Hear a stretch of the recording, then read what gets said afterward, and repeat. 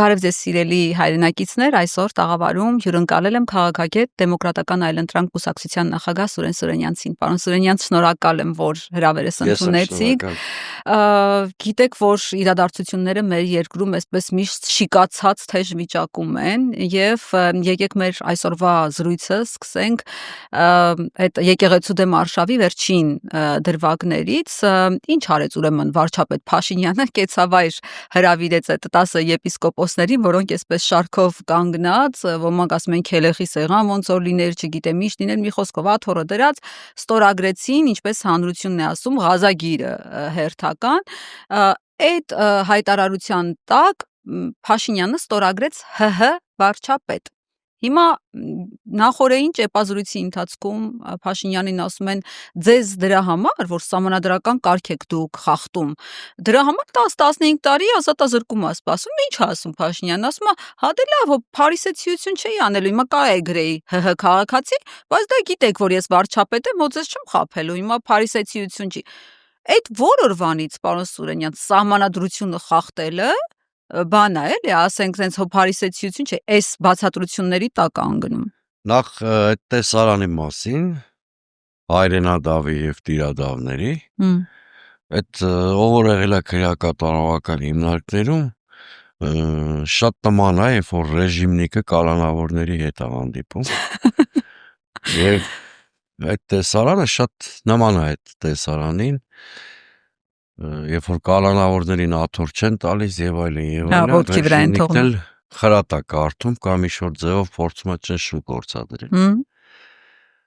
Նոր բան, նոր տարվա սկզբին Փաշինյանը չի արել, բայց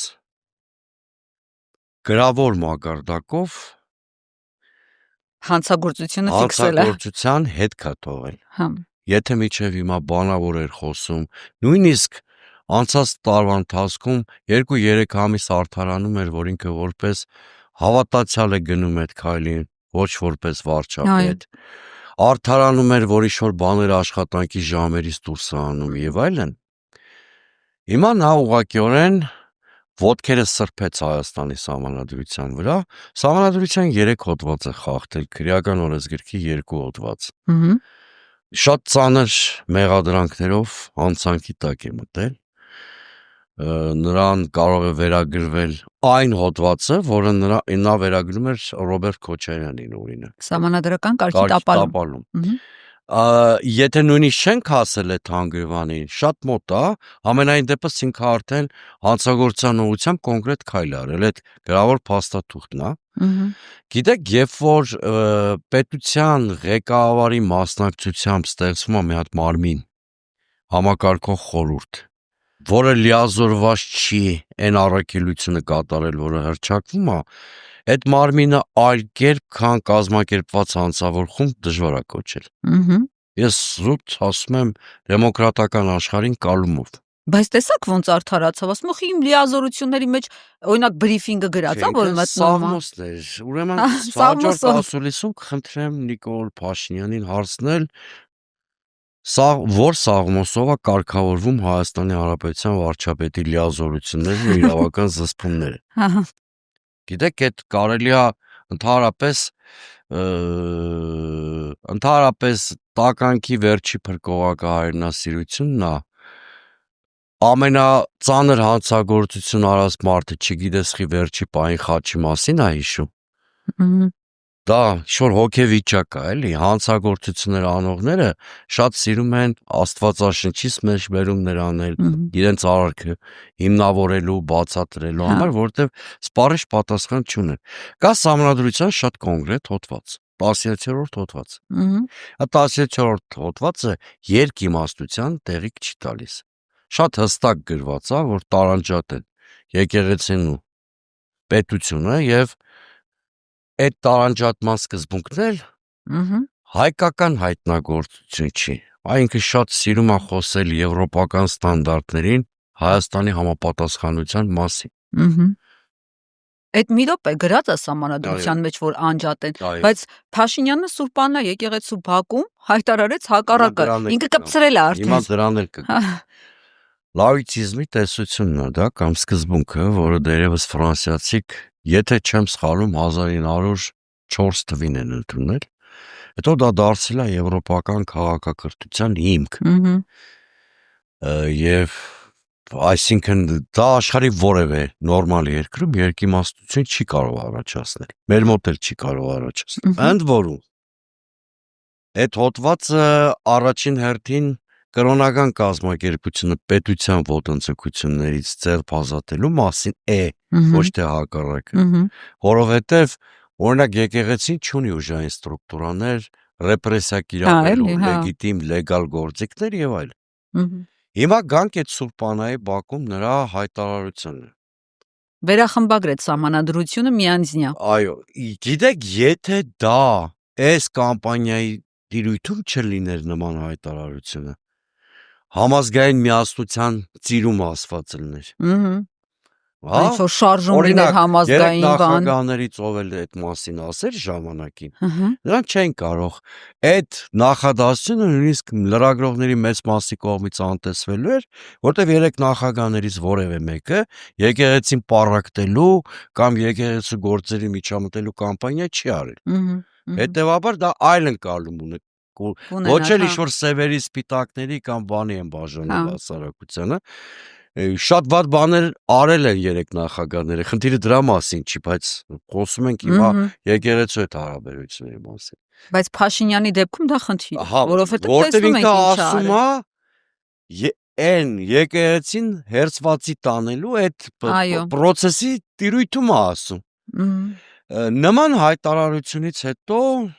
շատ տրամաբանական կլինի ենթադրել, որ Նիկոլ Փաշինյանը չնայած ընդունված օրենքին մեզ ոչ թե դեպի արևմուտք է տանում կամ Եվրամիություն, այլ իրան գուցե դուր է եկել մեր շատ հարգարժան հարավային հարևանի մոդելը, թեոկրատիան։ Իմ մոտ օրինակ այդ պահին վախ առաջացավ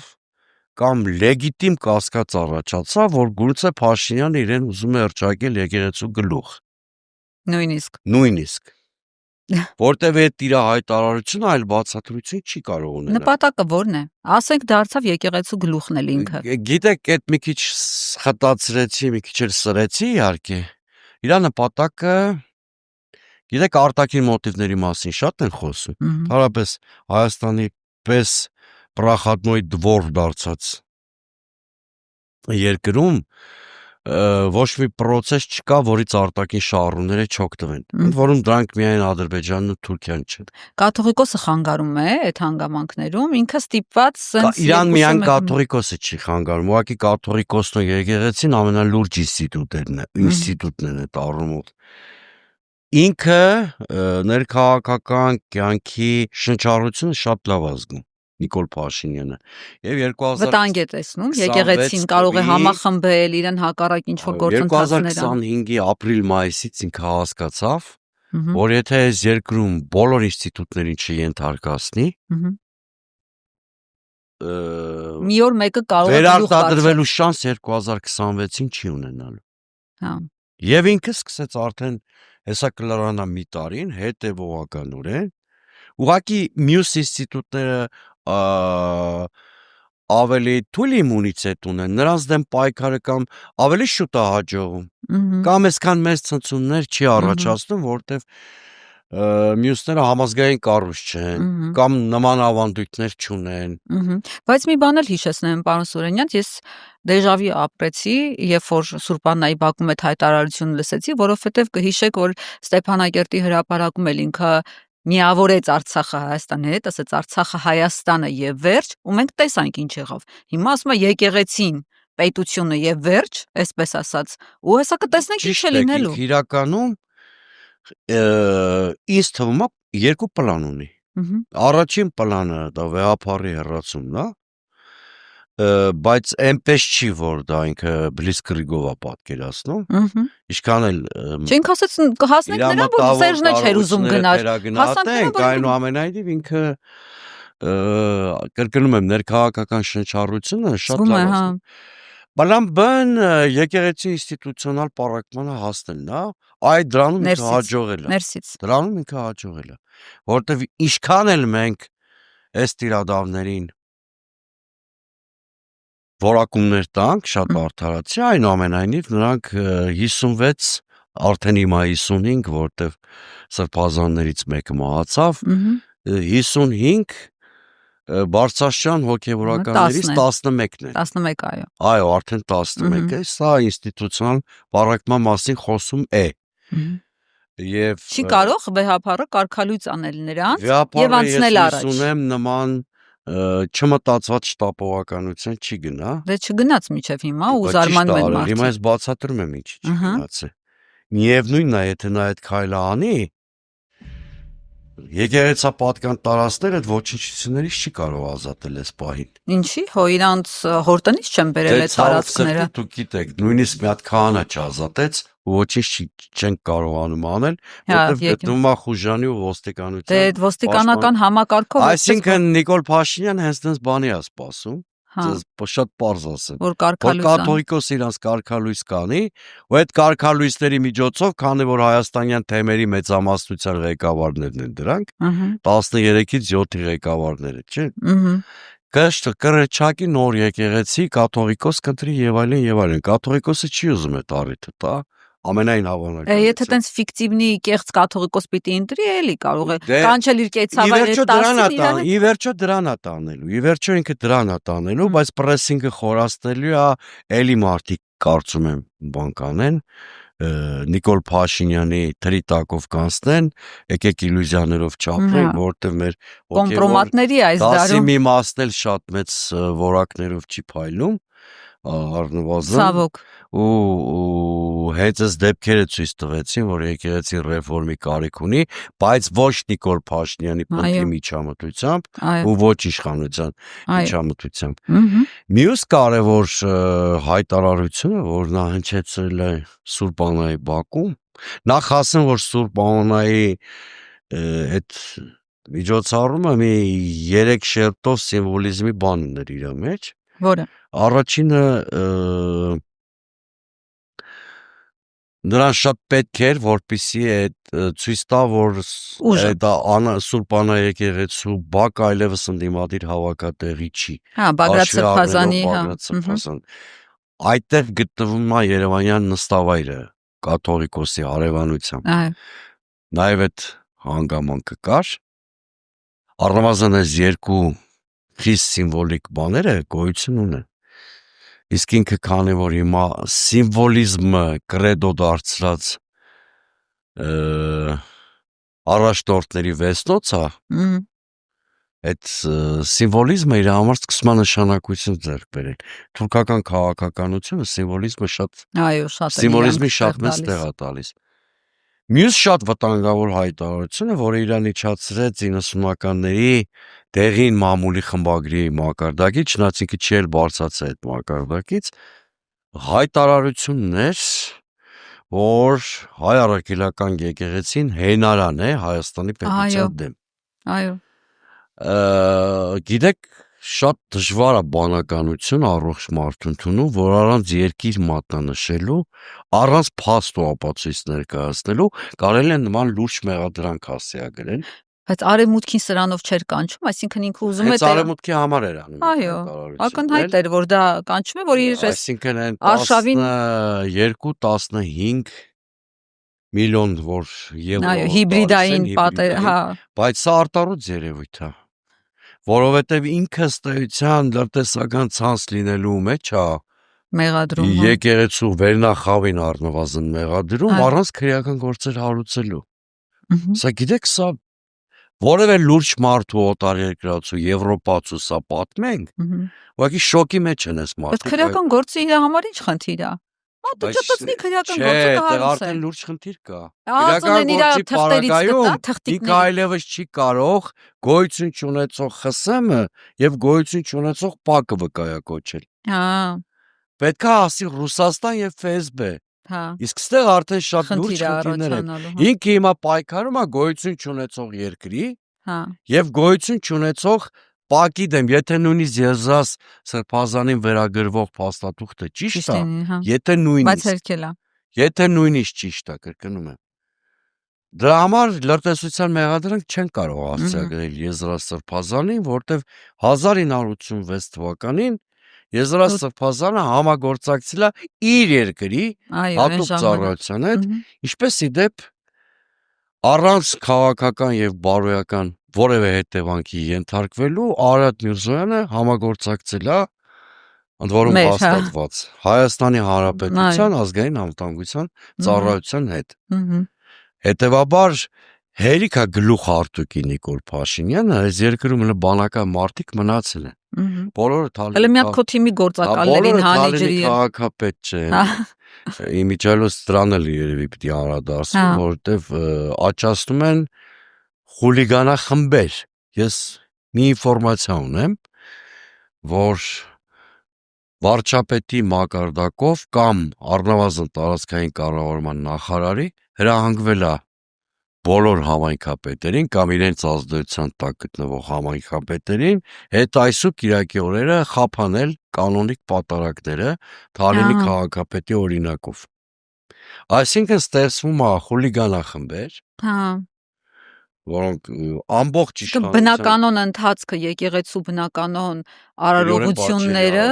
եթե չեմ սխալվում 441 հոդվածն է, եթե չեմ սխալվում,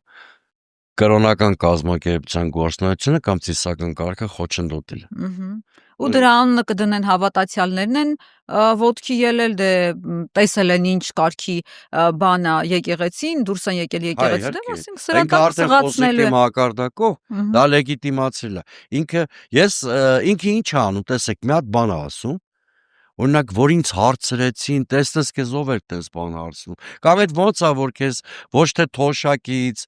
կործանված Արցախից, կամ ինչ-որ բաներից են հարցնում։ Մենակ սրաներան պատժելուց մեսիայի տեղ են, դնում։ Հոգևոր հարցերից են որոշում հարց տալ։ Ինձ հարցրեցին, ես էլ ասեցի կարելի է։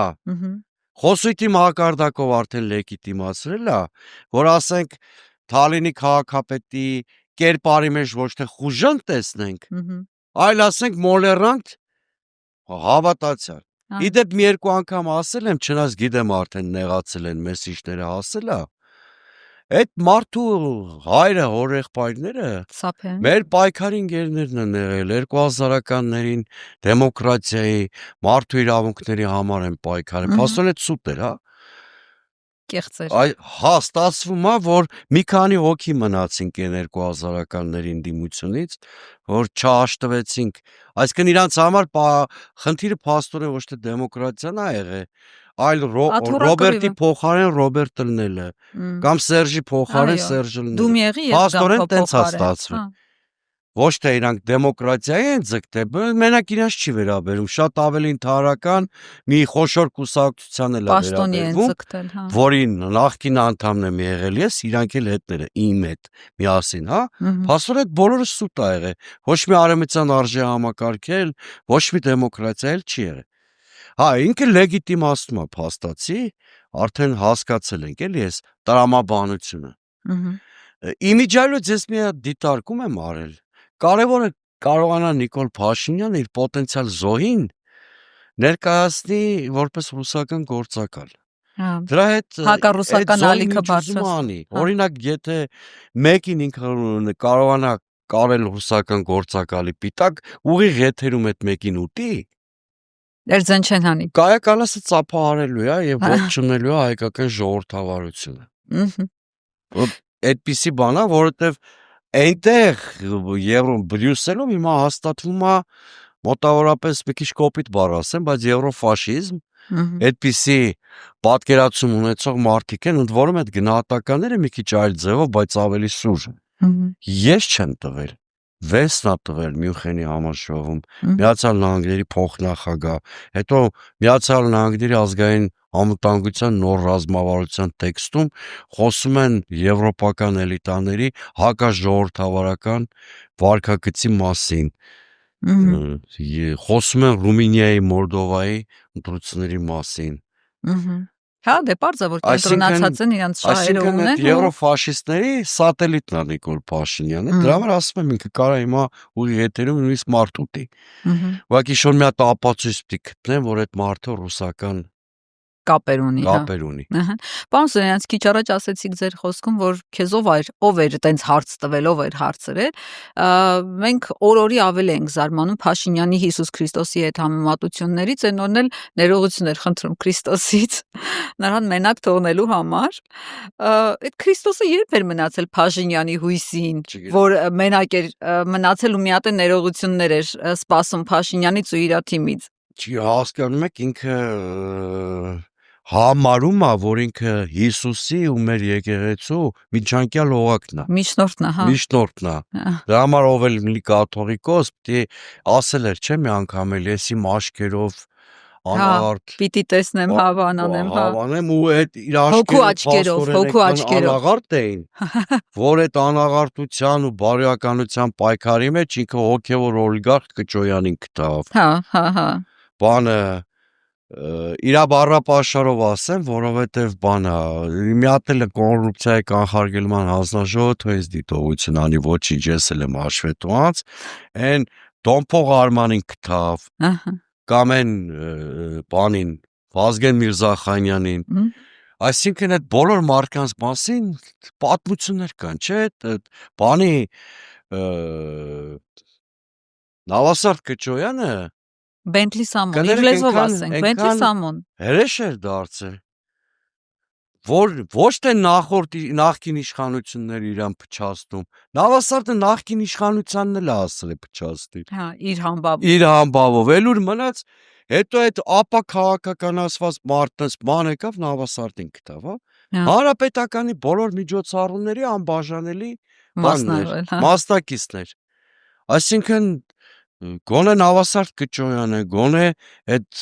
Արմանը ինչ էր դրան, Գևորգ Սրբազան, չէ՞։ Հա, Գևորգ Սրբազանը։ Գևորգ Սրբազանը։ Մասյացոտնի թեմից։ Այո, Վազգեն Միրզախանյանը, օրինակ ես որ Վազգեն Միրզախանյանին ու Գևորգ Սրբազանին այդ հարցազրույցները իրանց տեսնում եմ, մի զգացողություն է մոտս առաջանում, զզվանք։ Լնումա չէ, որ հարցազրույցներ նայում ես, դուրից չի գալի, բայց դե հիմա նայում ես։ Այդ մի հատ կեղծավոր ժպիտ ունի այդ Գևորգ Սրբազանը, գլուխը սենց, ոնց որ մեղք գործած լինի, այն որ բռնված գողի համբավ ունի, էլի այդ մարդը իմ աչքին։ Այս մարդկանցով է ինքը փորձում ռեֆորմ անել։ Ձեր տեղում նստած էր 2-3 ամիս, մի քանի ամիս առաջ Գևորգ Սրբազանը եւ կաթողիկոսի մոլերանտ պաշտպաններից էր, ասում էր վարչապետը հերյուրանքներ ա տարածում։ Չէ, բաներ էր ստանում, եկեղեցու Բաքում հիշում եմ։ Շոսենց պաշտպանում էր իր մարմնով եւ առհասարակ վեհափար հայրապետին, բոլոր լպրծուն կերպարներից, հերյուրանքներից։ Նիկոլ Փաշինյանը ոնց է հավաքագրում արել։ Կոմպրոմատների ուժով։ Բայց ճեպազրույցի ընթացքում լրագրողներից մեկը, երբ որ Փաշինյանին ասեց, այդ ձեր ասած ոչ եթերային բառով ասեմ, որ Վազգեն Միրզախանյանը խիխաբար չեք, որ իր բառով ասած 1000 ներողություն դոմփում է բանի քահանաներից մեկի կնոջը, այդ Իղծերով եք դուք պատրաստվում պղծությունից մաքրել իբր եկեղեցին ու բարենորոգել։ Փաշինյանն ասում է, ես տեղյակ չեմ, չգիտեմ։ Ասենք այդ ոնց է ընդդիմադիրների, կներեք, սեռական ակտերի ցուցակների տեղյակ եք։ Լոգարանների, բաների, ասենք, բոլոր գործողություններին տեղյակ եք։ Տեղյակ կա։ Բայց Միրզախանյանի փաստերի, որ մամուլում 1000 բան է եղել դրա մասին։ Դրա մասին հավաքագրել է այդ մարդկանց։ Հա։ Հենց այդ փաստերով էլ հավաքագրել է։ Ասում եմ Նավասարդ Կճոյանը շատ ավելի բացասական կերպար է, քան որևէ օդիոս կերպար Երրորդ հանրապետության պատմության շատ էջերում, ասում հոգևոր օլիգարխ է, էլի եմ կրկնում, այդ մարդը վատ իմաստով, հա։ Չէ, ես որ եթե առանց հոգևորի ասեմ, օլիգարխը կարող շատ վատ ընկալում չունենա։ Այո, դրա համար եմ ասում։ Օլիգարխը գործարար մարդ է։ Հա, քաղաքականությամբ եւ պարագայում ասում եմ հոգևոր օլիգարխ չի կարող լինել, դրա համար եմ ասում։ Հա։ Ինքը, ասենք, վատագույն կերպարն է, գործարարներին անվանարկելու նպատակ չունեն։ Ես իր ժուշկալության ուխտը խախտելու մասին։ Բայց Փաշինյանն ասում է, մենք բոլորս էլ մեղքեր ունենք, բան չենք։ Բայց ինչպես է, որ մեկի ենթադրյալ մեղքը չի կարող լինի։ Թենք Հիսուս Քրիստոսն է, այսինքն կաթողիկոսն էլ է, չէ՞ սրբազան։ Հա։ Այսինքն այդ ոնց է, որ ինքը մեկի հանդեպ շատ անհանդուրժող է, կամ երկուսի, կամ 4-ի, 5-ի, 4-ը ազատազրկված են, մեկը բանը, չէ՞ կաթողիկոսն։ Այս խիստ անհանդուրժող է, բայց այն մյուսների հանդեպ քրիստոնեական սիրով է լցված։ Եվ հորդորում ես ծափ տվեք, ողջունեք այս մարդկանց։ Խնդիրը եկեղեցին հնազանդեցնելն է։ Հարցի պատասխանը այդ է։ Եվ եթե օրինակ վեհապարը հնազանդ լիներ Նիկոլ Փաշինյանին, հավատացեք, որ ոչ մի խնդիր էլ չէր առաջանա, վեհապարը իր բոլոր միջոցառումների սիրելի ներկան կլիներ եւ այլն եւ այլն։ Պարոն Սուրենյան, ուրեմն անդրադառնանք կառավարության վերջին նիստի որոշումներին, շատ խնդրահարույց որոշումներին։ Կառավարությունը այդ վերջին նիստում 2 միլիարդ դրամի մաքսատուրքի արտոնություն տվեց Սամվել Ալեքսանյանին, 18 միլիոն դրամի արտոնություն Արսենյանների ջերմուկ գրուպին, ու երբ Փաշինյանին լրագրողները հարցում են, ասում են, ձեր թիմակից գործարարներին ինչ արտոնություններ եք տալիս մեր բյուջեի հաշվին, ասում է, դե ոնց է լինի, իրանց մեջ ձեր բարեկամներն եք կան, ասում է, ձեր բարեկամներին էլ, ասում է, բացառում եմ, որ ձեր մեջ լրագրողների մեջ, քաղաքացիների մեջ լինի մեկը, որի բարեկամը գոնե օգտված չլինի տարածված է այդ մեխանիզմը, որ հիմա ձեր բարեկամները բան տենց արտոնություններից նման բարեկամ չունեմ։ Ես մենք չունենք ճիշտն ասած, զարմանում ենք։ Երեք անդադ փորփրում էի, հիշում էի, արդեն սկսել եմ ընկերներից, որոնք գործարարությամբ են զբաղվել, հարցեր տալ, իրանք այդ արտոնություններից օգտվել են թե չէ։ Դե բնականաբար ինքը կեղծում է, բնականաբար Ազատություն ռադիոկանն էլ մի հատ նյութ էր սարքել, շատ լավ գիտենք, որ այդ լոբինգի եւ հովանավորության արդյունքում են այդ բանը արտոնությունները ստացվում։ Այսինքն կեղծ բաներ են ներկայացնում, իրանք էլ ստուգում են, որ կեղծ է, ասում են այսքան աշխատատեղ կբացենք, երբ որ պետական եկամուտներում երևում է, որ ընդհակառակը գնում են կրճատումների։ Գիտեք, ընտրությունների շեմին ես կարծում եմ, սա բաները շատ է տարածվելու, ինքը փորձելու է գործարարների շերտի։ Հա, բյուջեից արտոնություն կտա, հետո այդ գործարարներին կասեն ինչ որ հարցերում պատժ կտան։ Այսինքն սա նշանակում է, այն հին համակարգը ընդհանրապես չի փոխվել։ Ավելի ավատացել։ Հա, գոնե ժամանակ բացահայտ էր դա արվում։ Այդ մարդիկ ժողովրդավարության ու լիբերալ տնտեսության ստրիպտիզ չէին ապարում, ոնց որ Նիկոլ Փաշինյանն անում։ Բանը շատ վատ կերպարի մեջ է էլի ինքը։ Որ ձեռը բռնել ես չես կարող ապացուցես, հասկացաք ինչի մասին եմ ասում։ Հա,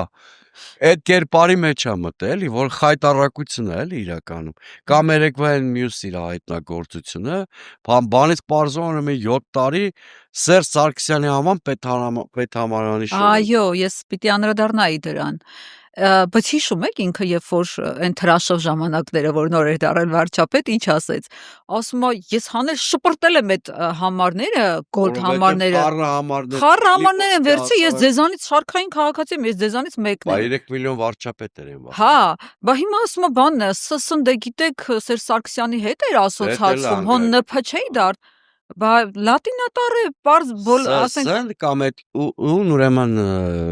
փակցված ա եղել 001 այդ SS-ն այո Քոչարյանի ժամանակ ա եղել, այո, դա ապացուցված բան ա եղել, գյուտ էր։ Այսինքն փաստորեն Լևոն Տեր-Պետրոսյանը Ռոբերտ Քոչարյանն այն կանխատեսը, որ մի օր Սերժ Սարգսյանը նախագահ դառնալու, իրանք գցնելու համար ամանատարերի ինցիալներով իրանց մեքենայի համարներ են դրել, դա անհետեցություն է, ընդհանրապես, գիտեք, սովորական երկրում այդ չերել նկատվի։ Ուղղակի այդ կոնտրաստը, որ հիշում ենք Փաշինյանի հայտարարությունների, ինչ ասել ու ինչ անում, ու ինչ անում։ Ապշում եք։ Հա, ապշել է, գիտեք, ես 2018-ի հեղափոխությանը նախկին համակարգից ազատվել ցանկանալով անդերս որևէ օր չեմ մասնակցել։ Դա ունեցել է պատճառ, որտեղ Նիկոլ Փաշինյանը իմ համար բացահայտվել է 2011-12 թվերին։ Հա։ Ես միջև այդ իր հետ շատ մոտ ընկեր եմ եղել։ Հա, գիտեմ։ Հա, ու դրանից հետո դուք արդեն գիտեիք, որ գալիս։ Հա, 2011-12 թվերին ես իր հետ չեմ շփվել։ Այդ ժամանակ։ Ես իր մոտ այն ճիշտ են նույն հատկանիշները տեսել եմ մինի մակարդակով, ինչ որ հիմա ամբողջ երկիրն է տեսնում։ Ստախոսություն, մանիպուլյացիա, ինտրիգներ, բոլորի գրպանը պատասխանատվություն գցելու անհագուրդ ցանկություն մոլուսկը եւ ի վերջո ճիշտ եմ հասկանում, ինչ որ անձնական հարց ա եղել, գցելա ձեզ, չէ։ Բա ինչ մեր վեճը սկսել է մի հատ շատ հետաքրքիր դրվագից։ Ինձ ընդհանրապես անձնական հարցում այդ հարթության վրա չէ։ Մեր վեճը սկսվել է մի շատ հետաքրքիր իրադարձությունից, երբ որ 2010-11 թիվներ, չեմ հիշում, ինքը նույնիսկ կարծեմ փախուստի մեջ էր, գիտեք։ Իհարկե փախուստից հետո այդ վեճը դրսևորվեց։ Բանակում զոհեր էին եղել, որ ոչ կանոնադրային, ու այդ մի երկու շաբաթվա մեջ շատ հաճախակի ինչ որ հիմա ասում եմ դեպ գեներալ Սեյրան Օհանյանը կարա հաստատի, Facebook-ում մի հատ խումբ ստեղծվեց, եթե կհիշեք, Facebook-ը այդ թվերին ավելի էլիտար էր, այսինքն հələ բանը, հələ ակնկլասնիկի չէր դառել, մի քիչ ավելի էլիտար էր, բանը, ավելի իրանշան գրելուց առաջ մտածում էին ավելի շատ, խոսքը ավելի արժեքավ։ Մի հատ խումբ ստեղծվեց այդ զոհերի բանով մտահոգված, խնդրով, ոնց որ այդ խմբի համակարգողը ես էի, խմբի մասնակիցները ինձ առաջարկեցին, որ հանդիպեմ Սեյրան Օհանյանի հետ, ինչ-որ քննարկենք այդ հարցը։ Այն վաղտել ես բազմաթիվ ընդդիմադիր շարժումների համակարգող էի, բանը, այտենց բան չէր էլի, տարօրինակ չէր։ Իմ համար մի հատ շատ անսպասելի բան եղավ, հենց առաջի զանգից Սեյրան Օհանյանն ընդառաջեց եւ հանդիպեցինք։ Այդ շատ օպերատիվ արձագանք էր զարմանալի, եւ նախկին իշխանությունների մասին կարծիք կա, որ շատ բյուրոկրատ էին, բան։ Մեր հանդիպանը բացառապես քննարկվել էր,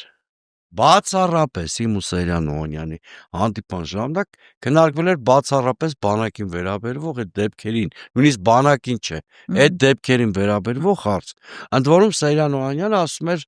պատրաստ եմ քաղաքացիական սեկտորին ներգրավեմ, եկեք պատճառները փորձենք քննել, ամեն դեպքի հետևից գնանք, տեսնենք ինչ է, մի խոսքով։ Այդ լրատվությունը ես կարծեմ Facebook-ում մի գրառում արեցի այդ մասին, որ այդ հանդիպումը եղել, Նիկոլ Փաշինյանը որոշեց հայկական ժամանակում մի հատ լավաշնյութ գրել ու հետևության գալ, որ դուք դավաճան եք, որ ես ընդդիմության ինչ-որ սեգմենտի հորդորով Սեյրան Օհանյանն էլ ոնց որ թե Սերժ Սարգսյանի ցուցումով սեպարատ դիալոգ ենք սկսել իշխանության հետ։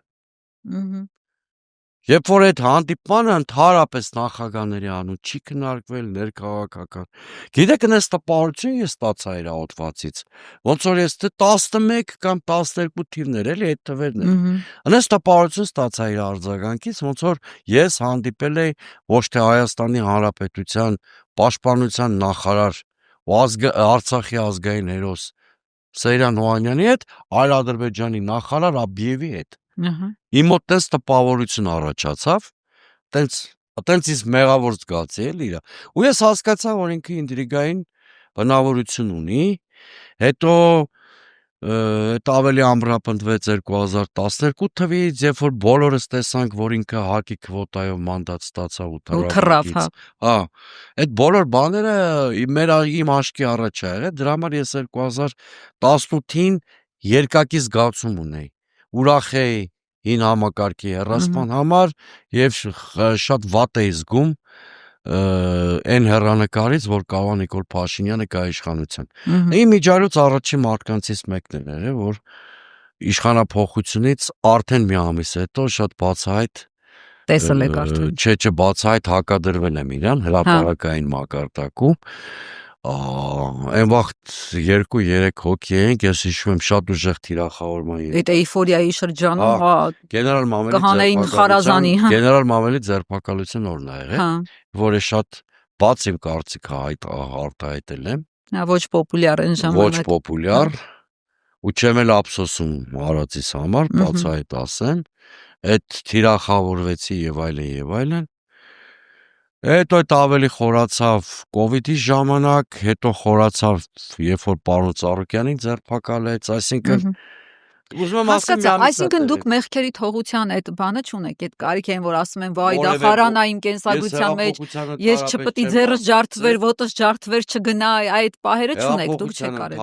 Ոչ ջուր եք բերել, ոչ հաց եք տվել։ Հեղափոխության ընդհանրապես չեմ մասնակցել որևէ կերպ։ 2018-21 թվականի ընտրություններում քվե չեմ տվել ԿՊ-ին։ Ու երբևէ ԿՊ-ին քվե տված չկամ, որևէ տեղական մասշտաբի ընտրություններ բնականաբար, եթե նույնիսկ ԿՊ ցուցակը գլխավորել են երես, դες դեպք եղել է մի համայնքում։ Հա։ Բայց ես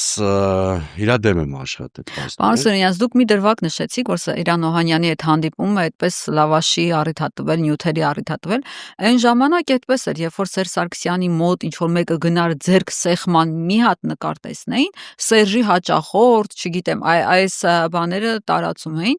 Հիմա տեսեք մեր օրերում մի հատ ուրիշ պահ եղավ, երբ որ Գորիսի համայնքապետ Արուշ Արուշանյանը Փաշինյանը գնում էր այնտեղ կամ Աննա Հակոբյանը դուրս էր գալիս, ընդունում էր, դիմավորում էր, ձեռք էր սեղմում, դա իհարկե ընդդիմադիր հատվածին դուր չէր գալիս, բայց դե մտածում ենք, բայց դա նորմալ է եկել։ Հա, այդ եմ ասում, մտածում ենք, որ արարողակարգի համայնքի ղեկավարը չի կարող այդ չանի։ Նայեք, հա, այդ օքեյ է։ Ասենք դե լավ, արարողակարգ է, դուրս է գալիս, ի պաշտոնե ստիպված է դա անել։ Բայց երբ որ Ալեն Սիմոնյանի 46-ամյակին ԿՊ-ի շրջապատով անցկացվող ծնունդին գնում է Արուշ Արուշանյանը, դա դու ո՞նց եք ասում։ Հա, ես Այսինքն ծնունդին ես չեմ եղել, որ անձամբ ասեմ տեսել եմ, բայց հրապարակումներից դատելով շատ ջերմարկային հարաբերություններ ունեմ, շատ կցավամ, որ այդպես լինի, ստիպված կլինեմ վերանայել նույնիսկ հարաբերությունները, շատ պարզ ասեմ։ Արդից օգտվելով ես շատ կարևոր հայտարարություն ունեմ ձեր եթերում, թերևս առաջի անգամ ձեր եթերում ես դի անեմ, որտեվ նոր է իրադարձությունը։ Մենք որպես կուսակցություն դաշինքով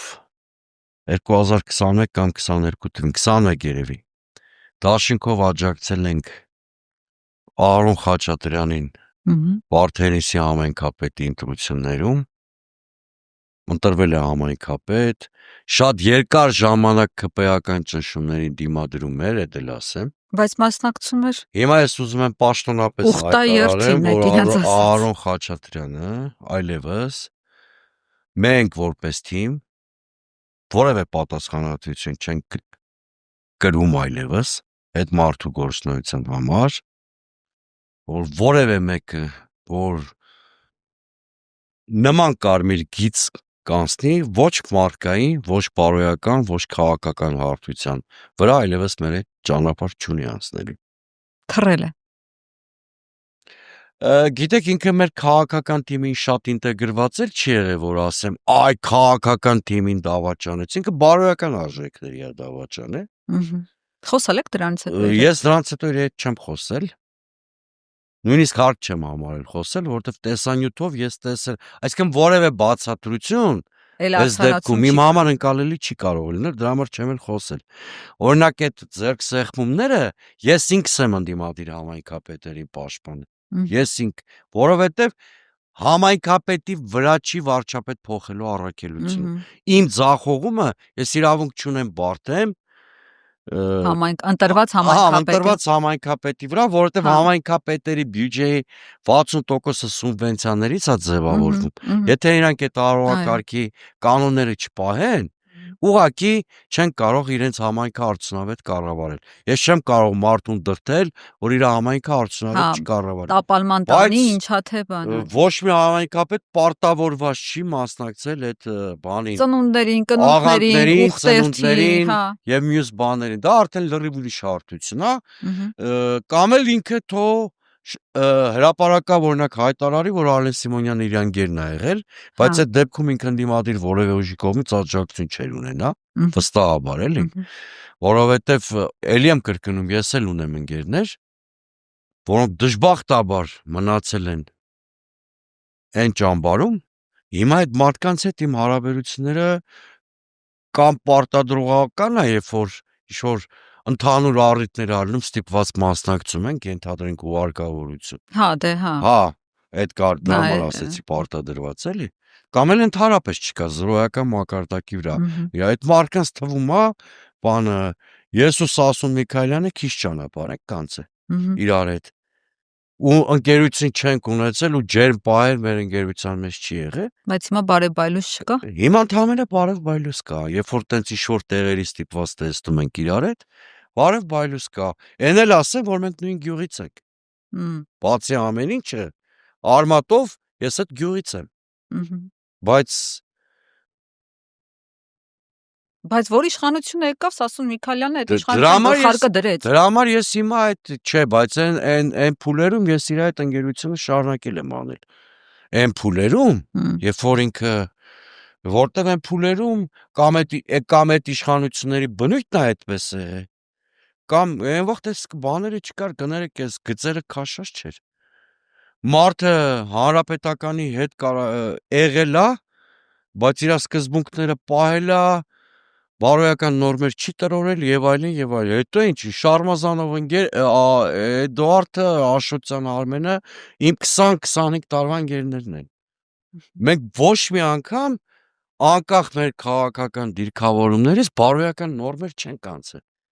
Ոչ ես իրանց հանդեպ, ոչի բան։ Բայց հիմա Սասուն Միքայելյանի դեպքում արդեն ես չեմ կարող Նիկոլ Փաշինյանի ճամբարում գտնվող որևէ մեկի հետ ընկերություն անել։ Այդ բացառված է, որովհետև այնտեղ բարոյական արժեքներին կանոնը 0-ի վրա է։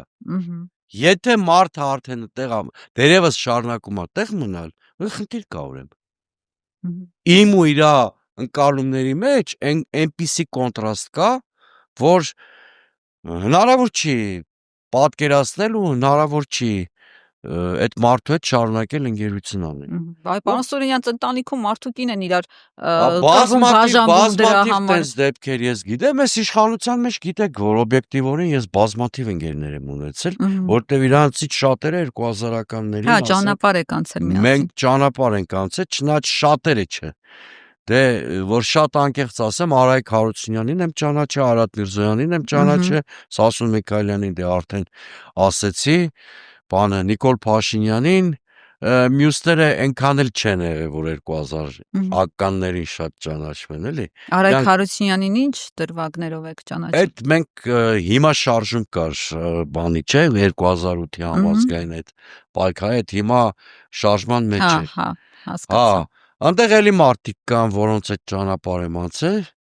ուսանողական ընկեր են եղել, բան են եղել, բայց իրենք այն կալիբրը չեն ունեցել, որ հիմա ներկայացնում են, որ նախկին իշխանության օրոք պայքարի առաջի գծերում են եղել, մի երկու անուն կարան ընդամենը թվարկեն, որ պայքարի առաջի իրանք ով էին, որ պայքարի առաջի գծերում են լինեին 2000-ականներ։ Ինչ որ չեմ հիշում, այսօրվա դեղնակտուցներից շատերին ԿՊ-ի, իրանցից շատերը այն ժամանակ բան են արել, երեխա են եղել, կամ էլ եթե 18-19 տարեկան են եղել, որտեղ են իրանք երևացը, որ ես այդ բոլոր շարժումներում եղել եմ, իրանցից ոչ մեկի չեմ հիշում։ Ասեցի, մի քանի հոգի կան, հա։ Կարապետ Ռուբինյանի որդուն հիշում եք։ Չէ, Կարապետ Ռուբինյանին եմ հիշում։ Դե այդ գիտեմ, որ հիշում եք։ Կարապետ Ռուբինյանի որդուն ընդհանրապես, այդ որտեղա պայքար է, այդ ինչ արել, ես այդ գիտեք, այնց ձոներ են ասում իրանց 20 տարի պայքարելու մասին, չգիտեմ ինչի, ասենք դուք բանը գործիչների են։ Ուրիշների պայքարը քաշում են իրենց վրա եւ ինքնահաստատվում են։ Չէ, մենք գործիչներին են կպնում, Լուսավորքի Արտաշես Գեղամյանը մի հատ պատմություն էր պատմում անդադ մասնավոր զրույցներում, Արտաշես Մամիկոնիչը, ասում էր իրանց ջահելության թվերի բան էր պատմում, էլի։ Ասում էր Երևանում անշնորհք տղերք էին լինում, որոնց բանի տնող չէր լինում։ Իրանք հատուկ ասում կռիվ էին սարքում հեղինակավոր մի հատ մարդու հետ, որ թեկուզ ծեծ ուտելու գնով, այդ հեղինակավոր մարդու կողմից ծեծ ուտելու գնով ճանաչված դառնան։ Հիմա այսօրվա շատ ԿՊ-ականների բանն դուք ով եղաք, որ կանգնել եք իրեք նախագահ եք անվանարկում։ Հələ այդ մարդկանց բոլոր թերություններով անցած, բոլոր թերություններով անդերց հələ այդ մարդկանց անցածը տեսեք, ձեր Ձեր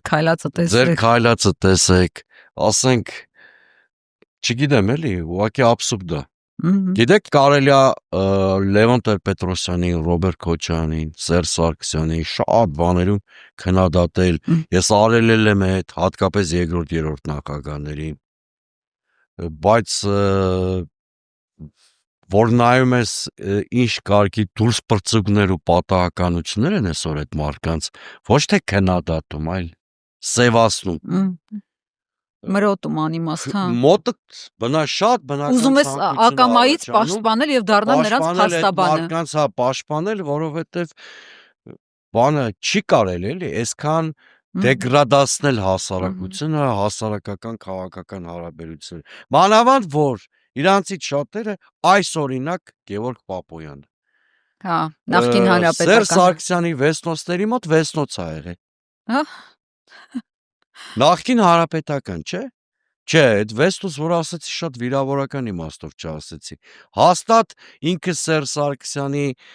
հանրապետականների այն շերտերին է չես տվել Գևորգ Պապոյանը այդ թվերին, որոնք Սերժ Սարգսյանի տեսնելու հնարավորություններ չեն ունեցել։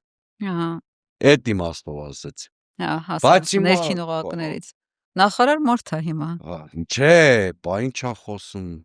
Գեղեցիկ հանրապետականների մասին։ Գեղեցիկ են իրա տոնով։ Պարոն Սուրենյան, տեսեք, մենք այսպես ասում ենք, բայց այդ ձեր ասած լնգուլավաս կոչված, չգիտեմ ինչ ասեմ, այն մարդիկ, որոնք չունեն այդ անցած ճանապարհի կենսագրությունը, այսօր բարձր պաշտոններ են ու ինֆարկտի երկրորդ փուլն է հասնում, երբ որ տեսնում ես, որ այդ մարդկանց մեծ մասը նոր տարվա նախաշեմին 3 միլիոն, 4 միլիոն, այսպես պարգևավճարներ են ստացել, նա քննչական կոմիտեի նախագահը, նրա տեղակալները ստացել են շուրջ 4 միլիոն դրամի աշխատավարձ, հավելավճար, պարգևավճարներ, ազգային ժողովի падգամավորները, անգամ նրանք, որոնք տարին անցել է ծպուտ չենք լսել մենք այդ 3 միլիոն պարգևավճար են ստացել ու այսպես շարունակ։ Հակակոռուպցիոնում 3.5 միլիոն պարգևավճար են ստացել։ Դուք ինչ եք զգում։ Մենակ երբ հալնում։ Կոնկրետ անձերի նկատի չունեմ, հավաքականորեն եմ ասում, ուրեմն ցանկացած հասարակության մեջ կան լուսանցքում գտնվող խմբեր։ Այդ բոլոր հասարակություններում կա, էլի, որոնք հոգատար պետություններում գտնվում են բժշկական, հոգեբանական, սոցիալական ծառայությունների խնամքների տակ այդ մարդիկ։ Մեկը մտավորնակությունների հետ խնդիր ունի, մեկը հակասոցիալական վարքագիծ ունի, մեկը հիվանդություն ունի։ Այդ խմբերը գտնվում են հատուկ պետական խնամքի տակ։ Այդ դժբախտությունը այնա, որ այդ խմբերը ձևավորել են Հայաստանի իշխանության էլիտան։ Եվ չտեսար պատից կախ, տեսար ճակատից կախ, հա, այս տրամաբանությամբ իրանք գրպանում են պետական բյուջեի փողերը։ Ու օրենքով։ Եվ օրենքով։ Եթե առաջ ասում են ծրարները։ Չէ, դա օրենքով չի։ Դա մի օր բացահայտվելու է, ուրեմն ես էլ եմ։ Գրել են, հա, գրել են օրենքը։ Ղեկավար անձեղը, ես հավատացնում եմ։ Ամենա կոռումպացված իշխանության օրոք եմ եղել։ Բանը ես իրանց տերմիններով եմ էլի ասում։ Հա, իրանց ասած ամենակոռումպացվածը։ 99-2001 թվերին քաղաքապետ Ալբերտ Բազյանի պաշտոնավարման շրջանում եղել եմ քաղաքապետի աշխատակազմի ղեկավարը։ Մենք էլ ենք պարգևավճար տվել։ Հիմա ես մի օրինակ ձեզ ասեմ։ Ես որպես աշխատակազմի ղեկավար դիտողություն եմ ստացել, որ նույն շատ աշխատասեր մարդու մեկ տարվա ընթացքում 2 անգամ պարգևավճար եմ տվել։ Հա։ Բայց շատ աշխատասեր իրոք արժանի է։ Հա, հիմա ոչ չէր կարելի, շատ խիստ էր։ Պարգևավճարը տրվում էր միայն աշխատանքի խրախուսման դիմաց, չէր կարելի մի մարդու անձ մեջ 2 անգամ տալ։ Հա։ Երրորդը առաջին քաղաքապետի տեղակալներ, վարչության պետեր, քաղաքապետի կարգադրությամբ արգելվել էր պարգևավճար տալ։ Այսինքն ինչ-որ սկզբունքներ կային, որը ընդհանրապես հաստատված էր։ Հիմա բոլորին անխտիր տալիս են, ոնց որ տացան բացել են բյուջեն ու չեն նայում քաղաքական կոռուպցիայի դրսևորումը։ Որը լուծումը շատ կարևոր խնդիր։ իշխանության ամբողջ բուրգի կոնսոլիդացիան Նիկոլ Փաշինյանի շուրջ։ Հա։ Եթե չնի այդ բանը, ինքը Երևանի փողոցները չէր կարող մի քանի օր առաջ այն 5000 ասպատակիչներով ասպատակել։ Հա, այդ փողերը դրա համար է տրվում։ Դա ընտրակաշարքի թիմը ամրացնելու կոնսոլիդացնելու, դա քաղաքական կոռուպցիայի դրսևորում է, ու կասկած չունենաք, որ իշխանափոխությունից հետո դառնալու է շատ լուրջ քննության առարկա, դա պետական միջոցների վատն է։ Իմիջիայլոց իրանք ոչ միայն, տեսեք, իրանք իրանց ֆրակցիան արդեն ստեղծել են, պայմանական ասենք, Արևմտյան Ադրբեջանի ֆրակցիա։ Իրանք ոչ միայն իրանց թիմն են ամրացնում այդ ձևերով, այլ ընտրակաշարք են արդեն բաժանում։ Բացի այդ, դա ադրբեջանական բենզինն է։ Դա էլ ընտրակաշարքն է, չէ՞, այժմ բենզին են բերում ու բան են անում, բայց այդ ձեր ասածը կոռուպցիոն դրսևորում, ավելին ասեմ, հակասոցիալական վարքագիծ է։ Այո, երբ որ տեսնում ես մարդիկ, երբ որ քո երկրում 18000 մարդ չի կարողանում ամսական 29000 դրամ փող ծախսի, երբ որ քո երկրում 600 քանի հազար մարդ կամ 29%-ը պաշտոնապես աղքատ է, հա, նվազագույն սպառողական զամբյուղը չի կարողանում այդ 2-3 միլիոն պատգամավորի պարգևավճար տալ, հետո խաբել ասել, այդ թքելա քաղաքացու երեսին, ուրեմն ուսուցիչների մի 10%-ն է կարծեմ այդ իր ասած 400-500 հազարը ստանում, Այն կարգի ծանրաբեռվածություն ունի, որ տնեցիների համար Խաչատուր Աբովյանն է դառնում։ Առավոտը դուրս է գալի, չգիտես, երբ կգա թե չէ։ Մյուս ուսուցիչները դրույքա չափը, եթե այդքան անգրագետ Ալեն Սիմոնյանը հատուկ իր համար ասեմ, մի դրույքա չափը ուսուցչի ընդամենը 110-200 հազար դրամ է։ Այդ շատ խիստ ծանրաբեռվածություն ենթադրող բանա, աշխատանք է։ Չնայած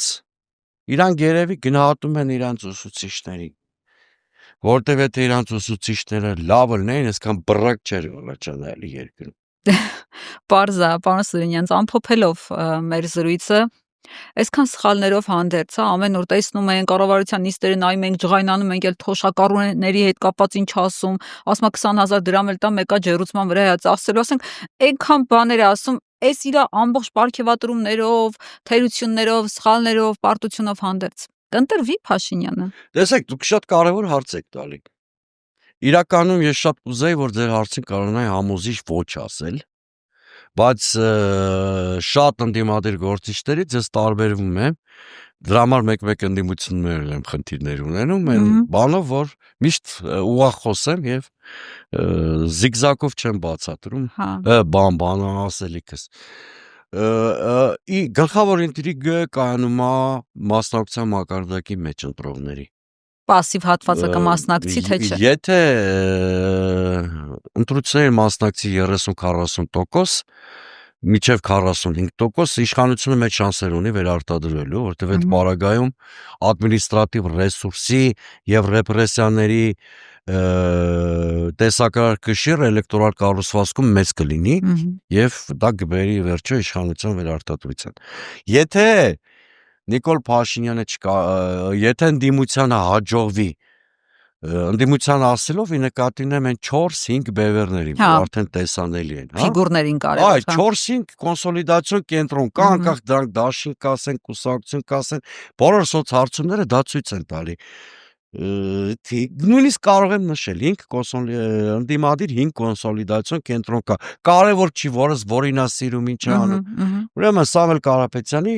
կոնսոլիդացիոն կենտրոնն է, Ռոբերտ Քոչյանի կոնսոլիդացիոն կենտրոնն է, Գագիկ Ծառուկյանի կոնսոլիդացիոն կենտրոնն է, Դոգի կոնսոլիդացիոն կենտրոնն է։ Դա հարցումները, նայեք, բոլոր հարցումները եւ Սերժ Սարգսյանի։ Այս 5 կոնսոլիդացիոն կենտրոն, եկեք բաներ չանենք, էլի։ Հիմա խոշորացում ես 5 տեղերում տիտեղ ունենա։ Դե հիմա եկեք մեկից կա, մեկին դուրը, մեկը մեկից դուր կա, մյուսն դուր չկա։ Հիմա այս 4-5 կենտրոններից մեկը երկուսը պիտի մյուսներից պոկվեն, քանի մոտենում են ընտրություններ, իրենց վարկանիշով, իրենց համոզիչ թեզերով եւ կարողանան հասարակության մոտ հավատ արտնացնել